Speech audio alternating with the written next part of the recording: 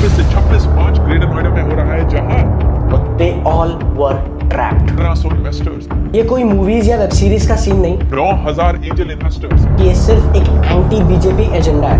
भारत के leading banks और 75,000 startups available होंगे अंडर सिंगल रूफ। क्लियरली दिख रहा है कि कैसे पैसे के लिए किसी भी चीज को प्रमोट कर दिया गया है। टीवी देखो तो शार्क टैंक इंडिया, यूट्यूब पर बिजनेस एंड एंटरप्रेन्योरशिप का लाइफस्टाइल, बड़े बड़े पॉडकास्ट और इंस्टाग्राम रील्स पर एंटरप्रेन्योरशिप के मोटिवेशन कोट से इंस्पायर होकर एक 24 साल का लड़का अपनी वेल रेप्यूटेड जॉब को छोड़कर एक बिजनेस और स्टार्टअप करना शुरू करने का प्लान करता है। लाखों की इन्वेस्टमेंट करके, मेहनत से टीम बनाकर वो फाइनली सपना देखता है फंडिंग का। शार्क टैंक जैसे शोज से इंस्पायर होकर वो फाइनली वहां पर भी रजिस्ट्रेशन करता है, बट बहुत सारे रजिस्ट्रेशंस में उसका एक रजिस्ट्रेशन कहीं गुम सा जाता है। पैसे की ऐसी तंगी है कि अब धीरे धीरे टीम से लोगों को निकालना पड़ता है। अब ऐसा लगता है कि अगर मुझे फंडिंग नहीं मिली तो मैं सरवाइव नहीं कर पाऊंगा। ऐसे में नॉर्मली इंस्टाग्राम पे स्क्रॉल करते हुए अचानक उसके सामने आता है एक ad, world startup convention day, दुनिया का सबसे बड़ा फंडिंग फेस्टिवल। 50 से ज्यादा देशों से 75,000 से ज्यादा स्टार्टअप्स, 1500 से ज्यादा वीसी और इंस्टीट्यूशनल इन्वेस्टर्स और 9,000 से ज्यादा एंजल इन्वेस्टर्स आने वाले हैं। इवेंट की टैगलाइन ही हजारों स्टार्टअप फाउंडर्स की आंखों में चमक लाने के लिए काफी है। अब फंडिंग की बारी है। क्लियरली मेंशन्ड है कि नरेंद्र मोदी, नितिन गडकरी, सुंदर पिचाई, गौतम अदानी से लेकर मासायोशी सोन तक, जो कि सॉफ्टबैंक के सीईओ हैं एंड जिन्होंने ओला, ओयो जैसे बड़े स्टार्टअप्स के अंदर भी फंडिंग दी है, वो भी इस इवेंट का पार्ट बनने वाले हैं। अब तो ऐसा लगता है कि फंडिंग मिल ही जाएगी। इवेंट की क्रेडिबिलिटी चेक करने के लिए कि वो जेन्युइन है भी या नहीं, वो ऑर्गेनाइजर्स के सोशल मीडिया हैंडल्स चेक करता है, जहां सामने आते हैं ये दो नाम, लूक तलवार और अर्जुन चौधरी। जहां ऑर्गेनाइजर्स की पिक्चर नितिन गडकरी जैसे बड़े मिनिस्टर्स के साथ ऑलरेडी क्लिक्ड है एंड वहां पर अपलोडेड है। थोड़ा इंस्टाग्राम स्क्रॉल करते हुए उन्हें पता लगता है कि उनके फेवरेट इन्फ्लुएंसर्स जैसे राज शमानी, प्रफुल्ल बिल्लौरे, अंकुर वारिकू, यहाँ तक कि best selling author Chetan Bhagat ने भी इसको जोर शोर से प्रमोट किया है। चलो अब ये तो श्योरिटी होगी कि इवेंट जेन्युइन है। फाइनली एक उम्मीद दिखती है कि अब शायद फंडिंग मिल सकती है। इवेंट के रजिस्ट्रेशन चार्जेस है पर पर्सन 3,000 रुपए एंड स्पेशली इवेंट 3 दिन का होने वाला है, नोएडा में होने वाला है, तो वहां का आना जाना रहना और भी एडिशनल कॉस्ट मिल जाती है। जैसे तैसे करके पैसे अरेंज करके इवेंट में फाइनली पहुंचे। वहां पता चलता है कि सिर्फ हम नहीं बल्कि हमारी तरह हजारों अलग अलग स्टार्टअप्स हजारों किलोमीटर ट्रैवल करके अलग अलग शहरों से इस वर्ल्ड स्टार्टअप कन्वेंशन डे का पार्ट बनने आए हैं। कुछ घंटे बीतते हैं बट दूर दूर तक स्टार्टअप फाउंडर्स और उनके स्टॉल्स के अलावा कोई नहीं दिखता। वो ऑर्गेनाइजर से पूछता है कि इन्वेस्टर्स कहाँ हैं, कहाँ है वो 1500 इंस्टीट्यूशनल इन्वेस्टर्स और 9,000 एंजल इन्वेस्टर्स जिनसे हमें फंडिंग मिल सकती है। ऑर्गेनाइजर्स सिर्फ बातें घुमा रहे हैं।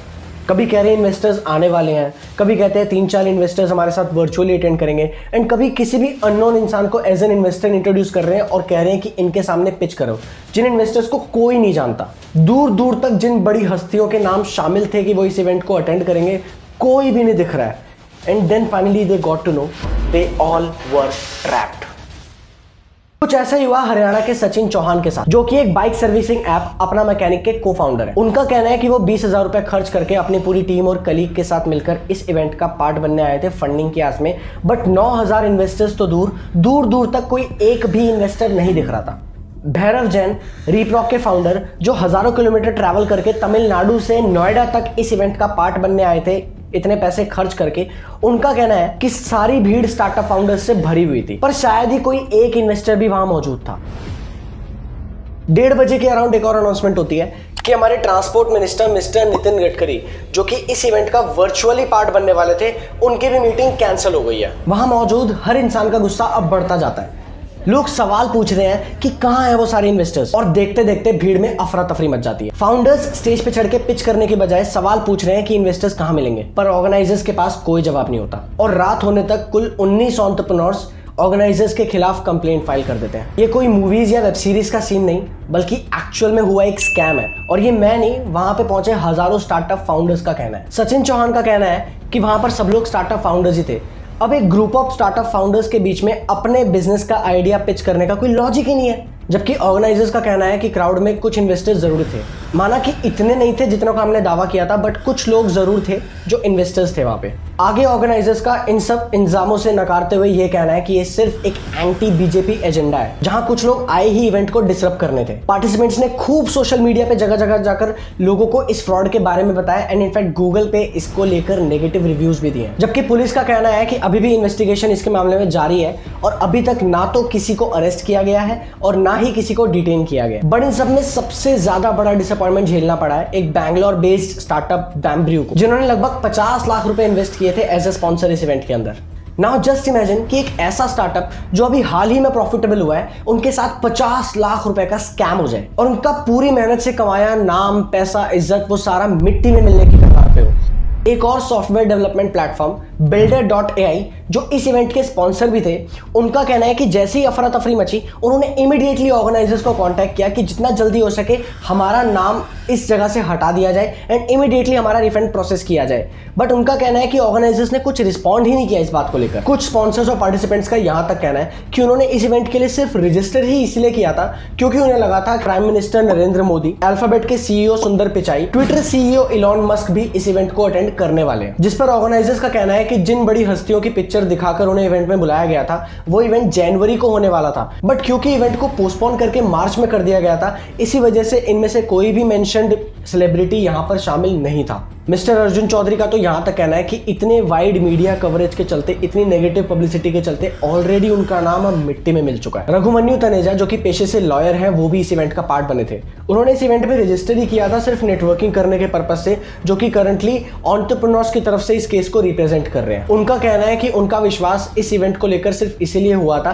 क्योंकि अंकुर वारिकू जैसे बड़े बड़े इन्फ्लुएंसर्स ने भी इसका प्रमोशन किया था और अभी एंडोर्समेंट रूल्स ऑफ इंडिया के तहत इन इन्फ्लुएंसर्स के ऊपर भी हेवी फाइन्स लग सकते हैं। जवाब में अंकुर वारिकू का यह कहना है कि उन्होंने इस इवेंट को ऑर्गेनाइज नहीं किया, उन्होंने सिर्फ एक इंस्टाग्राम कोलैब किया जिसमें उन्होंने ये एक्सप्लेन करा कि स्टार्टअप में फंडिंग की कितनी ज़्यादा नीड होती है एंड कैसे ये इवेंट उन स्टार्टअप ओनर्स को फंडिंग मिलने में हेल्प कर सकता है। उनका कहना है कि कोलैब की टर्म्स में ये क्लियरली मेंशन था कि इस वीडियो को किसी भी तरीके से उस इवेंट को प्रमोट करने के लिए यूज़ नहीं किया जाएगा, बट इसके बावजूद ऑर्गेनाइजर्स ने बार बार इस वीडियो के एड रन करके अलग अलग जगह पर इवेंट को प्रमोट किया था। अंकुर वारिकू के बार बार मेल करने के बाद फाइनली इस वीडियो को डाउन तो कर दिया गया था, बट अभी भी ये वीडियो अलग अलग सोशल मीडिया हैंडल्स पे विजिबल था, जिसको देखकर लोगों को लगा था कि ये इवेंट सच में जेन्युइन होने वाला है और अंकुर वारिकू ने भी इसे प्रमोट किया है। वर्ल्ड स्टार्टअप कन्वेंशन 2023 24 से 26 मार्च ग्रेटर नोएडा में हो रहा है, जहां 1500 इन्वेस्टर्स, 9000 एंजल इन्वेस्टर्स, भारत के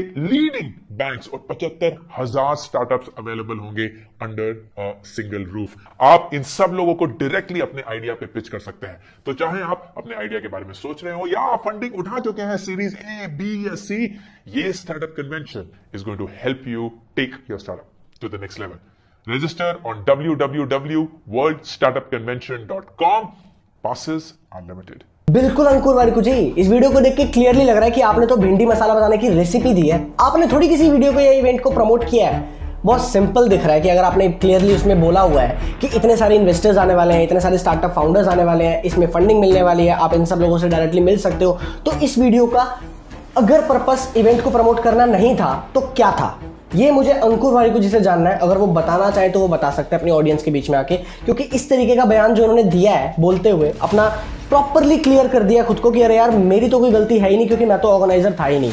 इनफैक्ट अंकुर वारिकू का यहां तक कहना है कि जनवरी में ही उन्हें लग गया था कि शायद इस इवेंट के अंदर कुछ फिशी है, इसीलिए उन्होंने इस इवेंट से खुद को धीरे धीरे अलग करना शुरू कर दिया था। बट यहां पर सबसे बड़ा सवाल यह आता है कि अगर उन्हें जनवरी में रियलाइज हो गया था तो उन्होंने पब्लिकली आकर ये क्यों नहीं बताया कि ऐसा एक इवेंट होने वाला है जहां पर हो सकता है कुछ फिशी हो सकता है एंड मेरी वीडियो का इस्तेमाल करके हो सकता है आप लोगों को उस इवेंट में बुलाया जा सकता है। अगर क्लियरली ये चीज़ ऑडियंस के सामने रख दी जाती तो हो सकता है कि जनवरी के बाद भी जिन जिन स्टार्टअप फाउंडर्स ने इस इवेंट के लिए रजिस्टर किया है उनके भी पैसे बच जाते।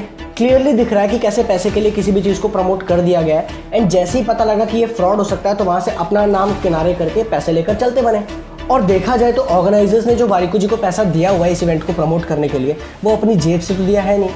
फॉर श्योर डेफिनेटली किसी न किसी स्टार्टअप फाउंडर का पैसा ही उन ऑर्गेनाइजर्स के पास था जिसको यूज करके उन्होंने उसका प्रमोशन किया है। जिसकी वजह से हो सकता है कि अंकुर वारिको भी इक्वली रिस्पॉन्सिबल है इस स्कैम को लेकर जितना ज्यादा ऑर्गेनाइजर्स रिस्पॉन्सिबल है। और ज्यादा कुछ नहीं, वारिको जी ने बदले में ट्विटर पे आके एक बड़ा सा सॉरी लिख दिया है, जिसकी वजह से डेफिनेटली हो सकता है स्टार्टअप फाउंडर्स तो खुशी से झूम उठे होंगे, उनके सारे के सारे पैसे उन्हें वापस मिल चुके होंगे। खैर चलो, अंकुर वारिको जी ने पब्लिकली आकर सॉरी तो बोला, अदरवाइज बाकी जो इन्फ्लुएंसर्स है जैसे राज शमानी, प्रफुल्ल बिल्लौरे, चेतन भगत, उन लोगों ने तो कहीं इसका मेंशन भी नहीं किया। ताकि ऑर्गेनाइजर अर्जुन चौधरी का यहाँ तक कहना है कि अगर हमारा पर्पस फ्रॉड करना, स्कैम करना ही होता तो हम उस दिन इवेंट रखते ही क्यों? हमारे पास इतना सारा पैसा आ चुका था, हम उस पैसे को लेकर गायब हो सकते थे।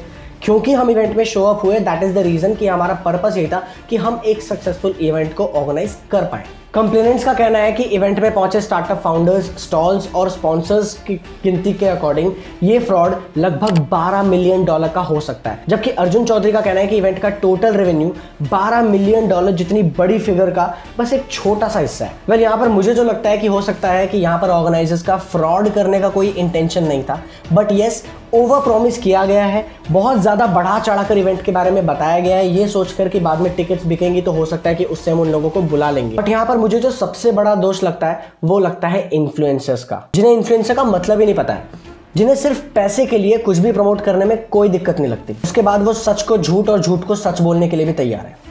मतलब हो सकता है कि कल कोई सिगरेट कंपनी इन्हें अप्रोच करे एंड 4 पैसे ज्यादा देकर इन्हें ये कहने को बोले कि सिगरेट से कैंसर नहीं होता है, उल्टा ये तो हेल्थ के लिए बहुत अच्छी चीज है। कल थोड़े ज्यादा पैसे देकर कोई भी एक फ्रॉड एप्लीकेशन इनको अप्रोच कर सकती है कि ये अपनी ऑडियंस में उसे प्रमोट करें, एंड उसके बाद हो सकता है वो ऑडियंस जब उसमें रजिस्टर करेगी तो उनका डेटा हैम्पर हो सकता है, डेटा लीक हो सकता है, जिसके चलते हो सकता है आपकी पर्सनल इंफॉर्मेशन किन्हीं गलत हाथों में पहुंच जाए, जहां आपसे पैसे डिमांड कर सकते हैं, आपको ब्लैकमेल कर सकते हैं, हो सकता है कि आपको सुसाइड करने के लिए भी मजबूर किया जाए। वेल, अब ये स्कैम तो हो चुका है, हजारों स्टार्टअप फाउंडर्स, एंटरप्रेन्योर्स, स्पॉन्सर्स अपना पैसा भी गवा चुके हैं। अब वो पैसा वापस मिलेगा या नहीं मिलेगा ये तो कोर्ट डिसाइड करेगा, बट आपके और मेरे लिए यहाँ पर सीखने की चीज ये है कि जिन so called social media stars को आप भगवान बना के रखते हो और उनकी हर कही गई बात पर आंख बंद करके यकीन रखते हो, क्या उनको इस बात का जरा सा भी अंदाजा है कि उनके एक छोटे से किए गए प्रमोशन से कितना बड़ा ब्लंडर क्रिएट हो सकता है, और हो सकता है किसी इंसान के मेहनत के कमाए हुए पैसे भी बर्बाद हो जाए।